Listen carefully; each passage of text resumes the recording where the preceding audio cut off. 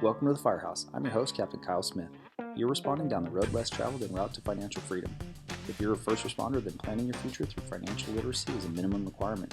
This isn't financial advice, just a conversation to get your wheels turning. Ready? Good, because you're at sea.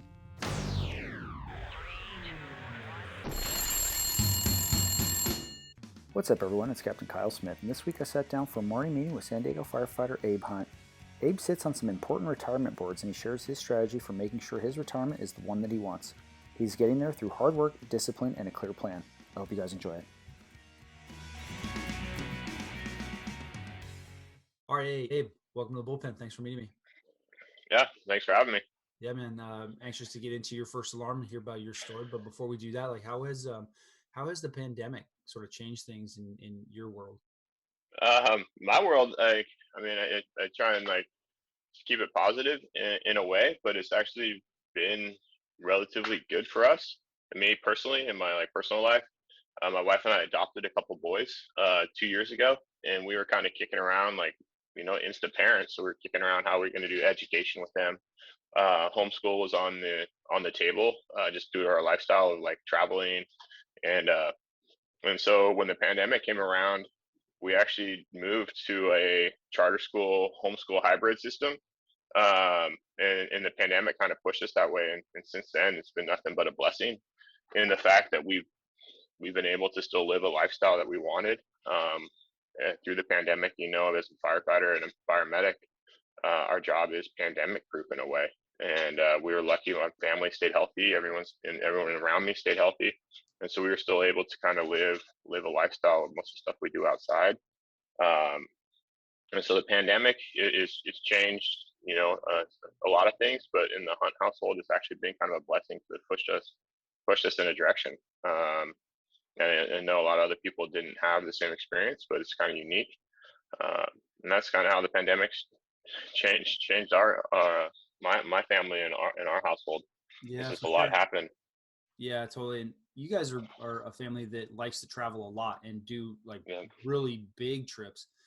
I think it sounds like you guys just kind of pivoted a little bit and are able to, in conversations that we've had, you guys are able to do, you're still traveling, but Yeah. places that are a little bit closer to home. But what I loved hearing, dude, is just it's the mindset. It's it's the fact that we didn't create this mess. We're here trying to help fix it on the home front. But it's like passing that along to the kids, like, hey, we're going to get through this and we're going to be okay. And it's like a mindset thing as much as anything. Don't get me wrong. The pandemic's been horrible and it's really affected tens of thousands, hundreds of thousands of people. But it's about like seeing the good thing in it, seeing the silver lining and moving on from there.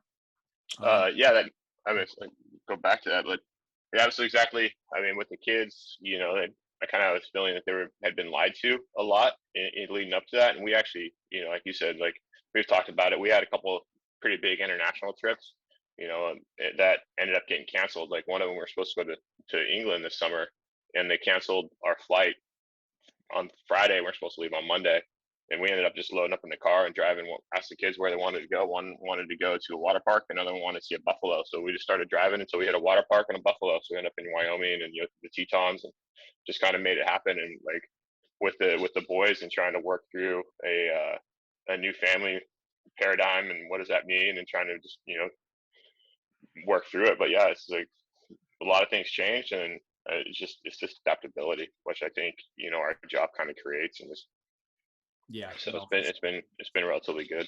Yeah, no, that's cool, man. I think you hit the nail on the head right there. Is just being able to adapt to your environment and then pass it along to your kids is pretty awesome. Well, cool, man. You ready to get in your first alarm? Yeah. All right. Well, cool. As you do know, it's a first alarm assignment. The San Diego Fire Department consists of 4 engines and a truck. But here at the Firehouse, I'll ask you 4 questions. You give us 1 piece of advice. Sounds good? Sounds good. All right, cool. So you're gonna be first in on your first alarm, and that's who you are, where you work, and how long you've been doing it. So Abe Hunt. I work with City of San Diego. I've been with them about 8 years, coming up on 8 years. Before that, I worked with the Forest Service out of Oregon, and I was there for 13 years. But with San Diego, I've kind of bounced around. I try to stay on in a double house, so a pump and a truck.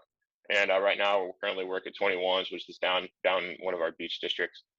down pretty much on the beach, one of the few stations in the nation that's on the sand for the most part.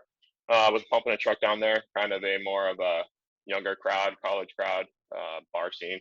So our days are pretty mellow and our nights are pretty busy. Yeah, for sure, man. If you were listening to this and you've never been to Station 21 in San Diego, you got to make a trip down there. It is literally on the sand. I mean, it's within a few, I don't know, what is that, 50 feet to the Yep. actual sand, which is incredible. And a lot of really great people work down there. I remember driving in your academy. I was an assistant instructor, and I remember hearing about your background from the Forest Service and thinking, man, I don't think anything we're going to teach this guy in the academy related to wildland is going to really make a dent. But it's actually a really awesome thing to have your experience in the wildland on our job, and now we've brought you back into the fold down at the academy to help our newest recruits, and we're all super appreciative for that. When you came on our job, Abe, what sort of financial education did you have? What kind of background did you have in financial literacy? I had the classic FIREhouse literacy in the fact that I started at the Forester. I graduated on a Saturday from high school and started on a Monday. So my fire career couldn't have started any earlier in anyone's life. Like I literally graduated high school Saturday, started on a Monday, and I had no idea about 401k. I had no, like we grew up homeless for part of my childhood, so our financial literacy as a family wasn't exactly intact. And so they got the class. They got sat down by some senior folks, and they said, "This is, the Forest Service has a different hybrid system with a 401k and a small pension." And they sat me down and they said, "This is what you want to do." And then the people above me and the more senior folks kind of looked out after me. And then as I grew through my career and kind of grew with my financial literacy, and then coming on with San Diego, I currently sit on the union board, the executive board, and then I got on two different trusts. So I work on the Defined Contribution Benefits Trust that oversees essentially the defined contributions for the city of San Diego as a whole, over $1 billion in assets. And through that, I've attended a couple conferences, had quite a few just training opportunities, and it's also opened up. The biggest thing is it's opened up my desire to know that I guess teachers just taught me that I know that I don't know now. There's a huge area in financial literacy that I have no idea about, and it's kind of the expectation that I sit on this trustee board and I have an understanding and comprehension of essentially what I'm working on. And then last year and a half, I sit on the another financial trustee board as well. And so in the last, I'd say, half dozen years, my financial literacy, I feel like is increased. And with that, I've also gotten married, and my wife and I are working through the struggles of combining incomes, combining accounts. We took a financial peace class through Dave Ramsey. That's really kind of honed in our personal finances. We started budgeting. We track every expenditure that we do. We set aside funds that I never really did in the past, besides just putting as much money as I could into a 401k account, because that's what someone ahead of me told me to do. Yeah, no, that's a really common story that I hear a lot, man, is we come onto this job with virtually no financial background, no education, any of this stuff. And we rely on each other. We rely on people that came before us to pass down some of those, best practices. Save as much as you can, invest the rest. And then, at the end of a 25 or 30-year career, you'll have a nice nest egg saved up. And those are good financial tenets. I had Aaron Bothwell on the morning meeting a while ago, and he was talking about that financial piece thing from Dave Ramsey, which is just it's a great program to kind of kickstart your journey down the path. And I recommend it highly to anybody that's listening. But it's always so shocking to me that, we don't get, like, there's nothing offered from our city. There's nothing offered from our department typically about any of this stuff. You kind of get a job and they say, okay, well, now it's up to you to figure out how you want to invest this stuff. And so it just becomes incumbent upon us to pass these things along. It's just staggering that way. Yeah, you get like an hour, a mandatory hour class that the city puts on, and covers your whole benefit package. From your retirement to your healthcare. Yeah, so it's the local a year or so ago, they put on a retirement seminar, kind of just highlighted what things are.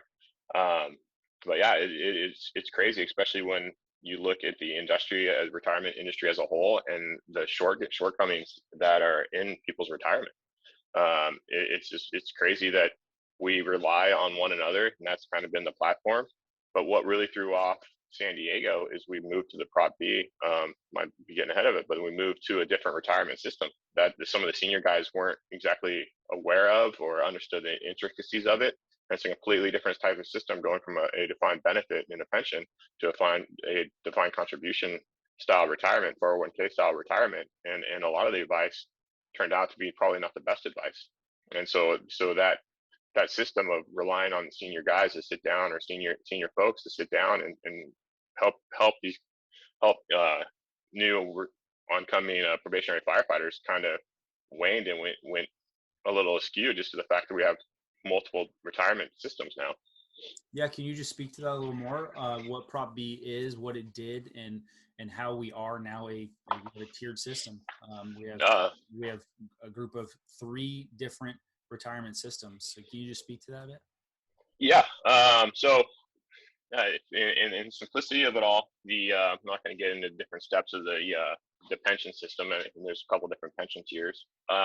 But we have a defined benefit in the pension, which is your pretty typical system. San Diego is one of the few cities. I know there's maybe one other one, especially in the nation, that has a defined benefit or a defined contribution, and it's essentially your classic 401k type systems, 401a, just because it's government based, and some other nuances with it. You can contribute a little bit more, but essentially it's 11% match. So they take 11% of your gross, and the city matches it and puts it into a 401k type system. With that though, you lose out on a couple things, and 11% sounds like a good figure on the front end because it's your gross, but we also don't have Social Security, and 457 takes away from that. If you contribute to another, your 457, it takes away from that as well. So there's just some nuances. We got to find a contribution. We have to, as a Prop B member, which I am, started in 2012 in the city of San Diego. It was a ballot measure that was put on to the ballot, maybe legally, illegally. That lawsuit is still continuing.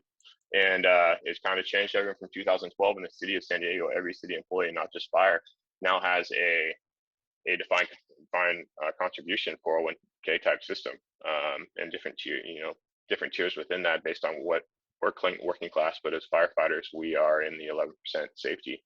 So I hope that kind of clarifies. I know if you're from a different agency or different fire group, it's be kind of shocking to realize that we're one of the largest cities in the nation, and we have all new employees since 2012 have a 401k type system. It's incredible, and I think you're right, man.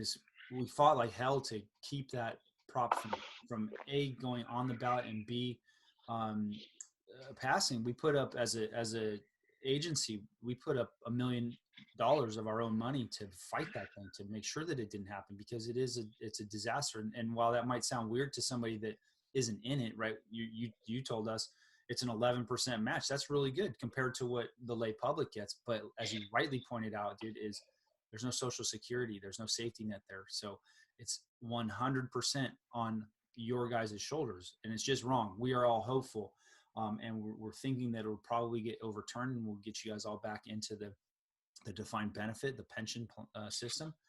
But God, it's been a nightmare battle for 8 years, and we're finally getting to the point where we think it might get overturned.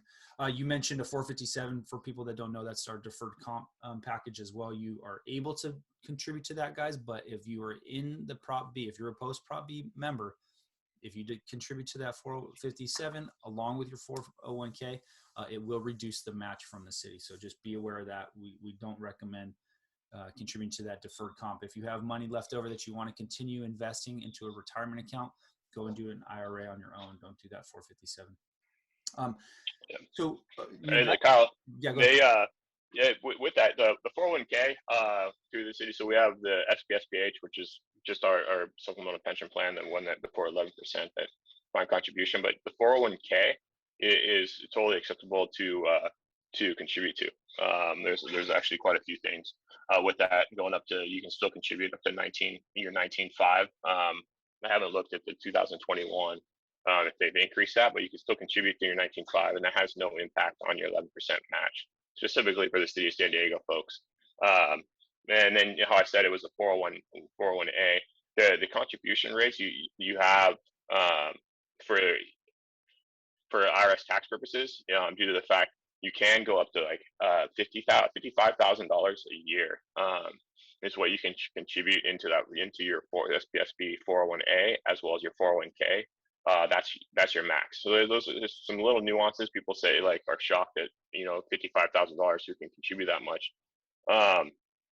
We can get into it a little bit later, but that's a realistic number that, given the age of people coming into our City of San Diego Fire Academy, the average age, historically in the last 10 years or so, it's getting younger just due to the fact of our applicants, but it's 30 years old. And so if you run out numbers and think about what your retirement wants to be, that 50,000, that 55,000 annual contribution isn't a crazy number if you want to retire at a reasonable age. So the 457, just quickly sum up, 457 deferred comp, that one takes away right now, takes away from your 11% match the city does specifically for San Diego, but the 401k and the SPSBH do not. So if you have a desire that you can go through the Roth account, and that's one of the things we're looking at getting for the city as a whole through that defined contribution trust that I said on. That's one of the challenges, or one of the issues that we're working through, but it's allowing, you can allow another retirement avenue or retirement option for people. But SPSBH is the one you're put into automatically, and then the 401k is definitely acceptable. It doesn't affect your 11% match. Perfect. Yeah, perfect. Thank you for clarifying all those things, because it does get a little confusing with all these different options. But what would you say to somebody that, we live in a very high cost of living place, right? San Diego, or Southern California in general, is extremely high cost area. And it's not like we're compensated commensurate with that standard of living, right? And so, what would you say to somebody that's struggling just to get by? Like, how are they going to max out their 401k, or how are they going to really plan for retirement when it's hard enough just to get the bills paid? That is the struggle that's out there. I'll speak to my own experiences. We live 4 deep, so I have my wife and I, and then 2 kids. We live in a 600 square foot duplex right now, because we've been saving for the last 6-7 years at it. We live on half my income, and so like we talked about earlier how I like to travel, and people are like, "Oh man, your wife make money." My wife is now a stay-at-home mom. She was working 2 or 3 days a week trying to finish out her licensure for her career, but with the pandemic, and she's stay at home now. And we still have our financial goals, and we're living on half my income. And so the idea that we do live at an incredibly high cost of living location, and then our salaries aren't commensurate with the cost of living, especially if you're coming on new and trying to buy a house and you didn't bring equity, you don't have family support or anything like that. Like the struggle is there. Yeah, we have a professional job, but it goes back to one of the things, like Dave Ramsey's class of the finance is you have to budget. You have to look at the money going out and the money coming in. And it pains me sometimes to see, but I drive. I've never owned a new car. I've never bought a new car. I had a car that had 250,000+ miles on it. Got rear-ended, and they totaled it because the car was worth $1,000 or something. But it worked for me. It was a car I wanted, and I bought another car. And it pains me when I'm sitting there and I have my little commuter, and then this guy on probation drives in a brand new truck that is just like.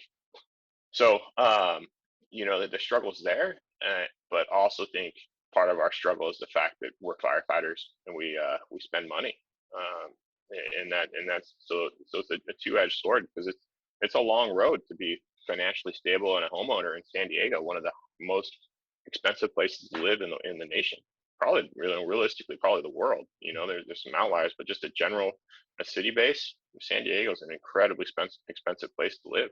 Yeah, no, you're exactly right. And it's in the top, I think 5 or 10 places to live in the whole world. And I feel the exact same way when you see the guys rolling in with these brand new lifted trucks that are, 60 or $70,000 or whatever. It's like cliche, you look in the parking lot at the firehouse and you see like all these big trucks that are so expensive. It's like, guys, you don't really realize how much that is going to set you back on your path towards financial independence. And it's personal finance is just that. It's personal, and everybody's perfectly allowed to do whatever they want. But God, it just does. It eats into the process so deeply, man. I'm glad you mentioned the budgeting thing. It's not sexy. It's not fun. It's just something that has to happen. And with the help of a Dave Ramsey program, or even just having the discipline to map it out on an Excel spreadsheet or something, you do have to track income versus expenses, or you're never going to make any progress. Sort of along those lines, man, what's other than buying the big lifted truck, what's the biggest mistake you see some of our folks making when it comes to their financial well-being? It's like not understanding compounding interest, not understanding long term. Like so it's just not understanding getting that money in earlier. And there's a couple stories that are out there, trying to highlight it. And the one that stuck with me early on, and as it comes down to, you asked like what my financial history was, and somewhere early on, if someone talked to me about compounding interest, and then in my reading or whatever seminars, and it was like, if you have a kid, and it struck me because I was probably about this age at the time. It's like, you're 20 years old and you have two brothers. One of them starting his career, and he goes and invests $2,000 a year for the first 8 years of his career. He's working, he's investing that money into an index fund. You don't have to get crazy. We have those options that are out there. Just pretty much any Vanguard index fund based on, and then and you have another brother who went to college, worked his way through college, then he starts his career, and at 28 he starts investing, and he invests $2,000 a year until they both turn 65 and retire. The kid who invested $16,000 early has more money. And so it's just like, so the idea of compounding interest, and just one of the mistakes that people I think have, is not appreciating what that impact is. And you look at Warren Buffett, he's made more money up until like 52. He might think he crossed his first billion, and don't quote me on the numbers, but the theory is what he crossed his first billion at 52. Since 52, he's now, he's made 9 billion, 10 billion. Those numbers, like you're making so much more money because you started earlier. It's because of that time. And time is the biggest asset that you have. And what we see in the fire service a lot of time is, I want it now. Like I'll save for retirement later. Retirement will come. And with the defined contribution 401k, it's changed that. The pension is kind of stable. Like, hey, here's my budget every year. I'm like, expect a 2% increase in my cost of living. I can kind of keep this lifestyle based on, I have a pretty much guaranteed income stream moving forward. But with a defined contribution system where you have a 401k, it's just not appreciating the fact that these makeup payments that you could do, or trying to catch up while put in for retirement later, the biggest asset you have is the compounding interest. And so when it comes to the original, I just don't think people appreciate the time that it takes to establish a nest egg that's going to support you long term.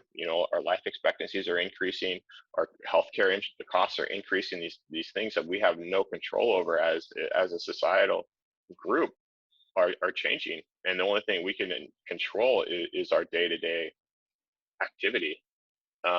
Yeah, no, I want to just jump in right there, man, because I'm just loving everything you're saying.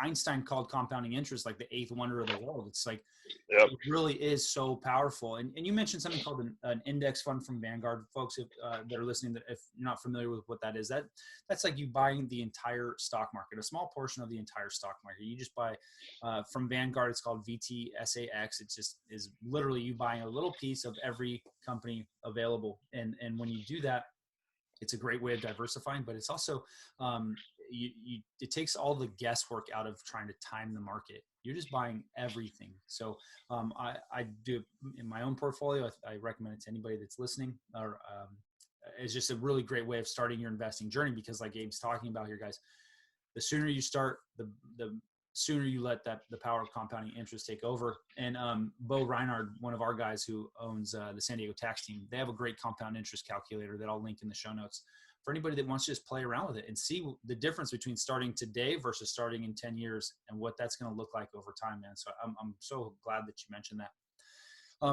Now, looking ahead, if somebody is interested in learning more about this stuff, they are interested in just improving their financial literacy on their path towards financial independence, what would be one resource you could point them towards? What one reason? Everyone has a different avenue for that, for how they learn. I'm a reader. I read. I'm I always read. That's what I do. I don't. This is actually the first podcast I've ever done. I don't watch podcasts. I don't listen to podcasts. I don't watch YouTube. I'm a reader, and so I would start with reading. Personally, there's a ton of books out there. The Rich Dad Poor Dad, the Dave Ramsey books, these Millionaire Next Door, and so I recommend books. But like, I understand that you mentioned the B word, books, and people are already intimidated. But I mean, everything from NerdWallet to there's so many avenues for education. Whether you're Investopedia, if you have a question about, like, I'm sure there's listeners that have no idea what is a 401k. What is a 401? Investopedia has been a tremendous resource for me. It's just, I'm now like I said, I sit on these trustee boards. I have no idea I didn't know what ERISA was, and some of these like tax codes, these different acts, these different things. I'm on Investopedia all the time. Investopedia is a huge one just to get the terminology. But there's other platforms, online educational platforms like Khan Academy. If you're a visual learner, get on Khan Academy. Khan Academy breaks this stuff down in 13 minutes.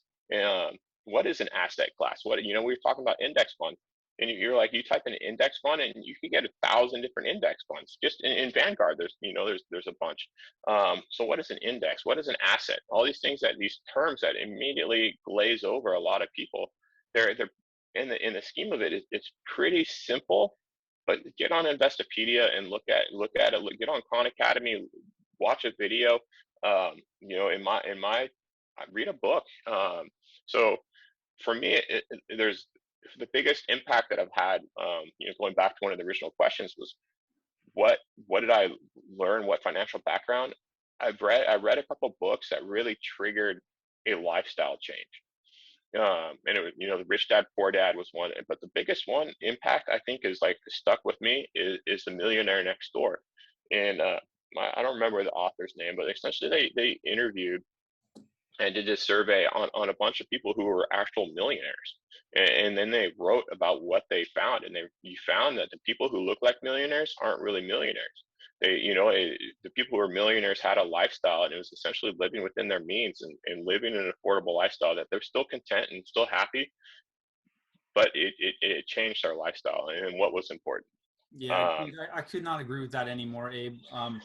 And what I'm hearing above anything else is like, just do something, right? Don't just stand there. Do something. Whether it's finding a good book. You can find books for free at the library. I preach on this stuff all the time, man.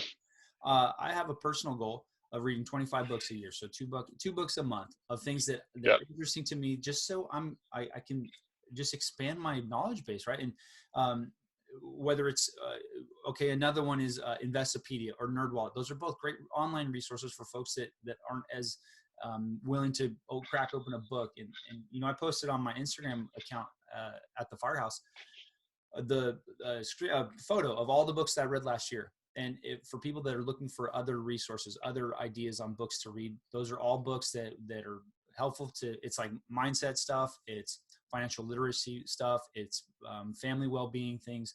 So go check out the Instagram page, and there's a photo of all the books that I read last year that I just couldn't recommend highly enough. But The Millionaire Next Door, man, was one that also totally changed my outlook. It's by Thomas J. Stanley, excuse me.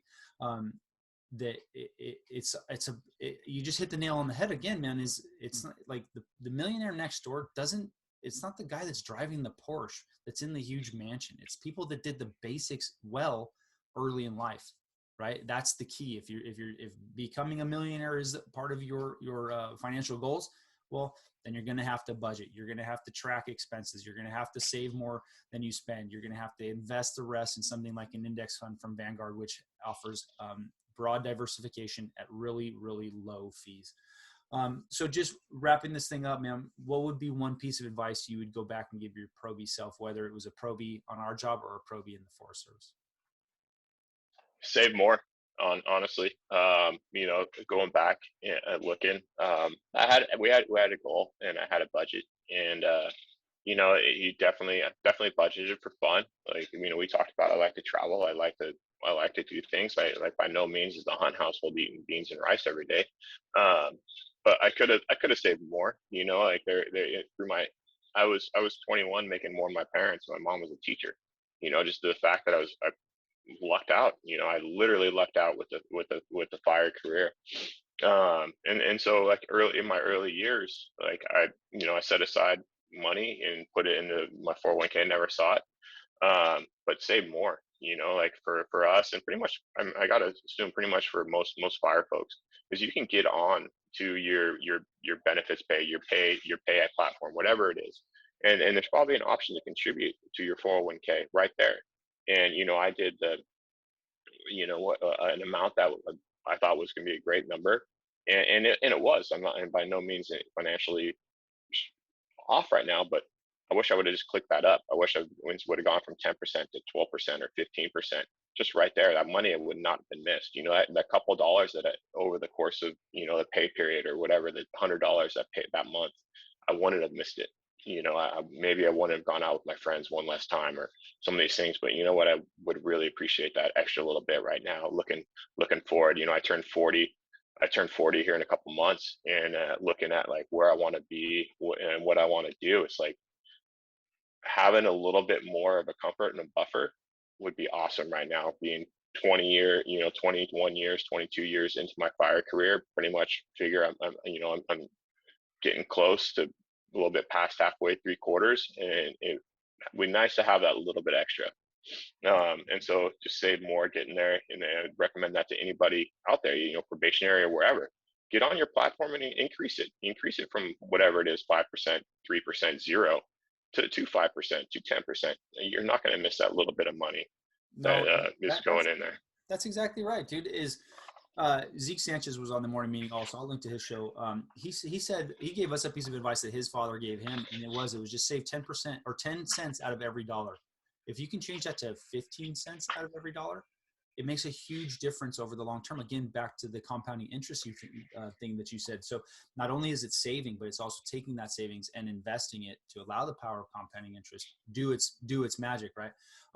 But the thing that I was hearing you say is, go online and do this. Just you literally, guys, just click a button. If you're in our agency, you can go on there and literally just click a button. And if you're scared, just try it for a month. Tell yourself, hey, I'm going to just do this for a month. I'm going to see if I can save a little bit more this month, and then see how it fits. And if it's working for you, go another month and another month. Eventually you just get used to it. Like Abe said here, guys, maybe it's, you're going out one less time a month. You're not going out to the bars. You can't go out to the bars now anyway. This is a perfect time to do it because of the pandemic. And when you set it up automatically like that, it is like completely pain-free. You don't miss it. Exactly like Abe said, guys. And I think with that, buddy, we got knocked down on your first alarm. So if people are looking to learn more about you, Abe, or want to get in contact with you, where can they find you? I have a Instagram account, but it's mostly just my kids snowboarding. Um, so email Abe Hunt at Yahoo. Super simple. I work for all those. I work at 21s for in San Diego, 750 grand. You were literally the beach is 700 grand.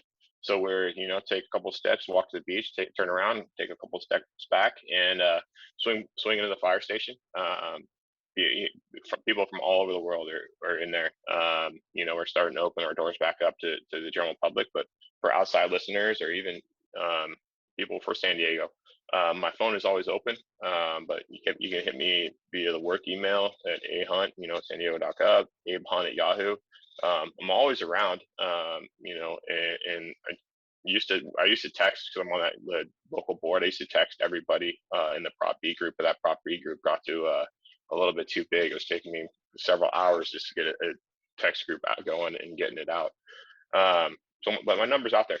My number's there. My email is Abe Hunt at Yahoo. The Real Hunt Boys on Instagram. That's more my family account, but where I'm always open. And I learned and was taught, like you said, by people above me, and it's changed who I am as a person. It's changed my family, and it's changed my definitely long term who I'm going to be based on just having insight and coaching by others. Yeah, awesome. I appreciate that, Abe. Guys, reach out to him, Abe Hunt at yahoo.com, the Real Hunt Boys on Instagram. Abe, I want to just thank you for your service on the union board and all the trust that you are on our behalf. This is a service that you're providing all of us, and I want to just thank you for that. And then, finally, just thank you for your time today. Yeah, thanks for having me. Right on. All right, hey, thanks again to Abe for meeting me here in the bullpen. Guys, if you're looking for somebody that is got his finger on the pulse of what it takes to have a successful retirement, look no further than Abe. He sits on the boards of some of these retirement trusts that are going to have an influence on what our future looks like in terms of retirement. If you'd like to learn more about Abe, you can find him on his email at abehunt@yahoo.com. If you'd like to learn more about us, we're on Facebook at The FIREhouse. That's f.i.r.house. On Instagram, the _fire_house. On LinkedIn, The FIREhouse Investors, or any place you listen to podcasts. If you learned something today and you'd like to hear more, please like, share, and subscribe. But no matter what you do, take this information, go out there, and get some. Station F.